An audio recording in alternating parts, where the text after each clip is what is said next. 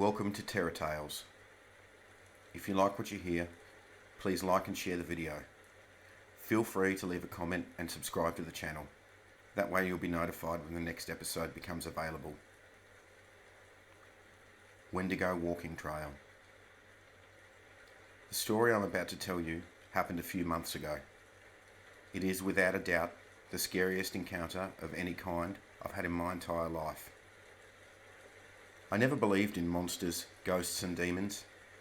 Those creatures only existed in the imagination. I believed evil existed. That was clear in the evil acts people committed on one another. My life experience, from childhood to adulthood, did nothing to shake my beliefs. As a serving police officer, I encountered countless examples of evil.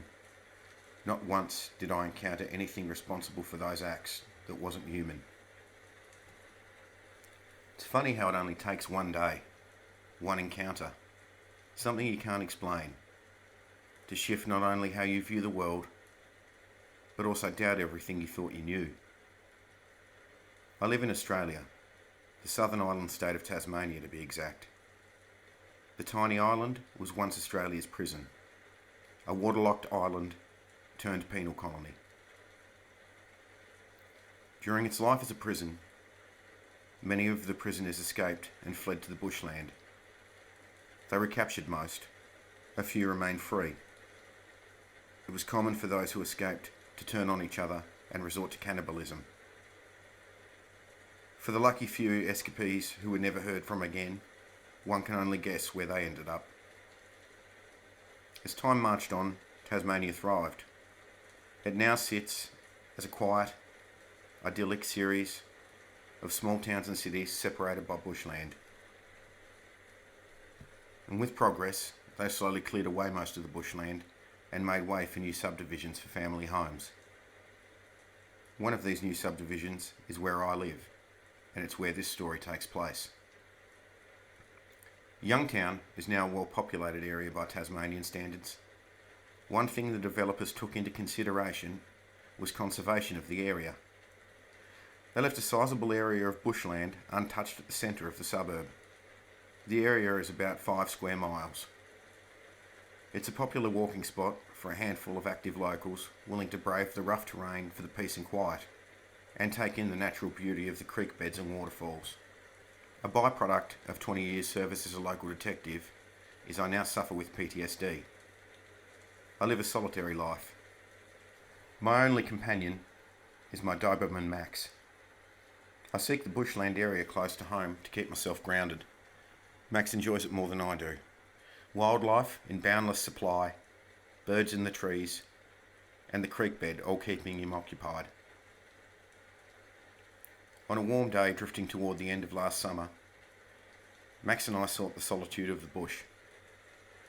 I'd suffered through a rough couple of months, and my senses weren't as sharp as they normally would have been.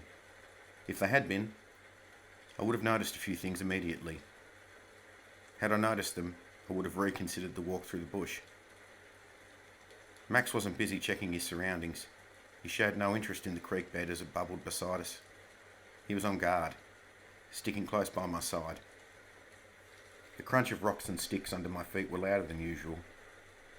Well, they weren't louder. Other sounds normally covered them over. There were no animals darting between the brush. There were no magpies or kookaburras singing in the trees.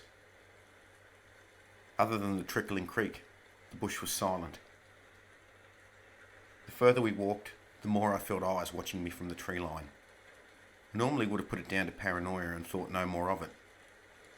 This time was different. Max felt it too. About a mile into the walk, the worn path beside the creek drops into a gully. The sun disappears behind the outstretched arms of the tall gum trees, and this day was no different. Max and I crossed the man-made log bridge across the creek. A low growl rumbled from him. He dropped his head and bared his teeth. I'd had Max for 3 years. Not once had he ever behaved like this. His eyes seemed to be drawn towards something in the tree line I couldn't see. If Max's guard was up, my guard was up. The tree line remained quiet. My focus narrowed toward the area Max's was. Whatever was there, I couldn't see it. I kept moving. It wasn't until I was 20 or so metres ahead that Max relaxed his standoff with the tree line and joined my side. Things were different now. The surrounding bushland wasn't silent anymore. I couldn't see it, but there was something moving along the ridge beside us. We were being stalked. Hunted. A scream echoed along the ridgeline. I say it was a scream, because that's the closest word I have to describe it. It was a high-pitched screech mixed with a low growl. It sounded both human and animal. Max dropped ready to attack. Movement caught my eye as it flashed between the trees.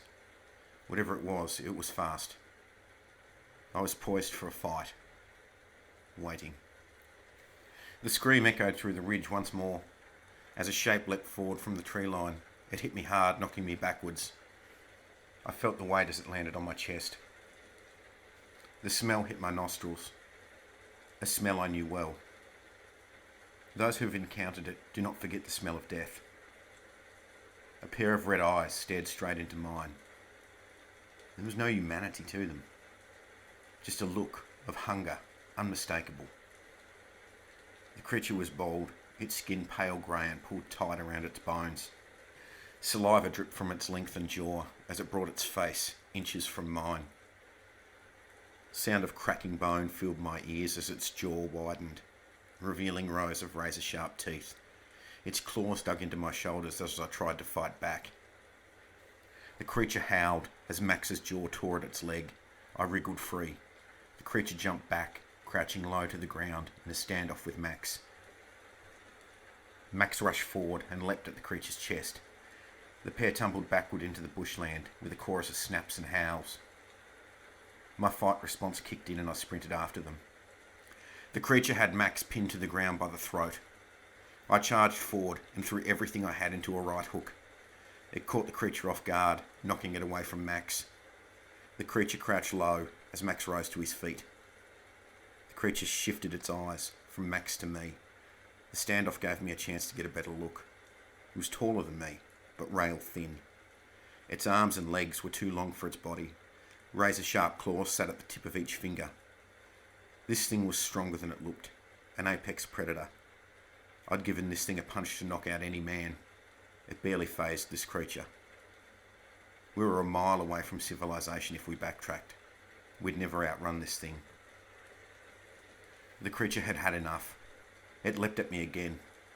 It swiped at my face as I jumped back. The claws dug into my cheek. I felt the flesh tear as warm blood trickled down my face onto my shirt. The blood seemed to excite the creature. Max snarled through the air as he leapt. The creature caught Max mid-air and tossed him like a rag doll into a fallen tree. Max whimpered with pain as one of his front legs failed to support his weight. I rushed to Max's side. The creature launched toward me. I caught it mid-air. Its jaw snapped at my face as it twisted itself in my grip. I slammed the creature on the fallen log. A branch tore through its stomach, pinning it in place. The creature writhed and screamed, trying to pull itself free. Max and I struggled back to the path and limped the mile back towards civilization. The scream followed us all the way back. The wound to my face was nothing more than superficial. Max wasn't so lucky. He ended up with a broken leg and a stay at the veterinarian's. But he was home and healthy and happy soon enough. I often think about that day. After reading up on all I could, I think what we encountered was a Wendigo. There are certain aspects of my encounter that fly in the face of such an assertion. Wendigos rarely hunt during the day, and there's never been a recorded sighting in Australia, confirmed or otherwise. But I still think that's what I encountered. Folklore tells us that Wendigos are an immortal being of incredible speed and power, a not quite human scream, thin build, and a hunger for human flesh. They're born from cannibalism, something the escaped convicts of the area were known for over 200 years ago. I think back to that day. All the other wildlife, they knew to lie low. The creature wasn't interested in Max, only me. As for the daytime attack, well, it's only a guess. but Wendigos hibernate for 5 years or more at a time. I think this one woke up to find its hunting ground significantly diminished by the suburban development. Just like a hungry bull shark will beach itself to chase a meal if it's hungry enough. I think this one was hungry enough to hunt in the daylight. The one thing I know, if it was a Wendigo I encountered out there in the bush, I didn't kill it. Only fire and silver can do that job. I got lucky that day. If I hadn't pinned it to the tree branch, I wouldn't have been able to get away. Knowing that thing is still out there has stopped me from ever going back.